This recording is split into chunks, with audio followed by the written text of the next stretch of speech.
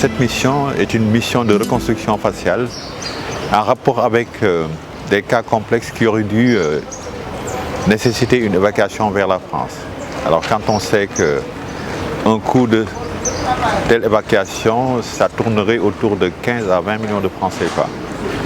Alors c'est un genre de chirurgie complexe dans la mesure où pour reconstruire la face, on prend des lambeaux à distance au niveau du pied avec de la peau, des muscles et des vaisseaux qu'on transpose au niveau du site qui a été enlevé pour reconstruire au niveau de la face.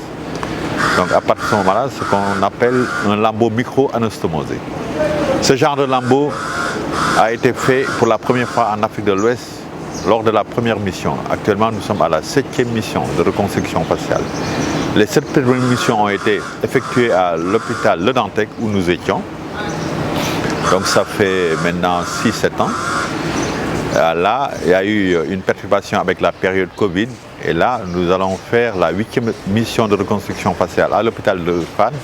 À partir du moment où l'hôpital Dantec a été délocalisé, entre guillemets, par rapport aux autres structures, dans la mesure où on doit reconstruire l'hôpital sur site. En attendant, les différents services ont été redéployés. Et nous, le nôtre a été redéployé à l'hôpital de Fann. C'est pour ça que cette mission se tient pour la première fois à l'hôpital de Fann.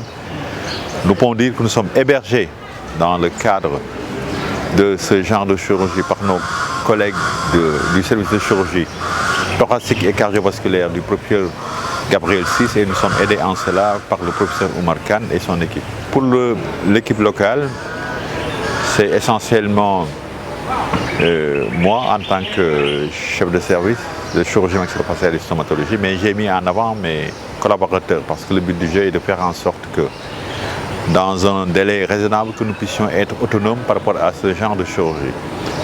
C'est pour ça que il y a mon collaborateur, le docteur Matar Ndiaye, qui est maître assistant et qui est actuellement en stage longue durée dans le service à l'hôpital de la Pitié-Salpêtrière, qui est revenu spécialement pour la mission.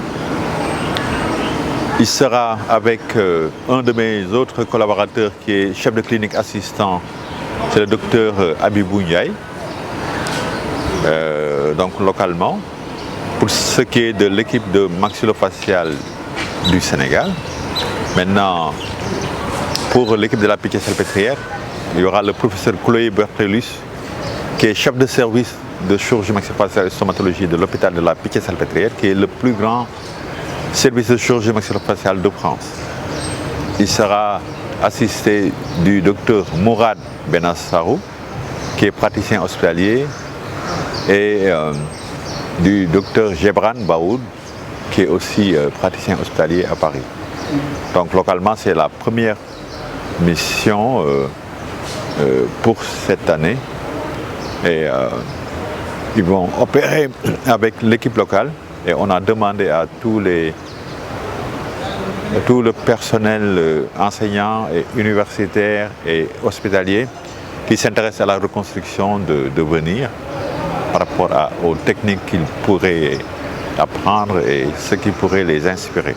Parmi mes collaborateurs, il y en a un qui a déjà commencé une formation de reconstruction microchirurgicale à Montpellier. Et il va bientôt faire ses travaux pratiques et ses examens. Et puis, donc on se met dans une dynamique d'une formation qui nous permette de continuer une collaboration avec le Nord, mais en nous permettant de gérer nous-mêmes localement les problèmes des patients sénégalais. L'intérêt de ce genre de mission Nord-Sud, c'est de faire en sorte que, dans un délai raisonnable, on se projette sur peut-être 4 ans, maximum 5 ans, que nous puissions être autonomes et que les gens n'aient pas besoin de se déplacer de Paris à Dakar, mais que localement, que les Sénégalais que nous sommes soyons capables de gérer ce genre de situation au Sénégal, moyennant l'acquisition d'un matériel de base indispensable quand même.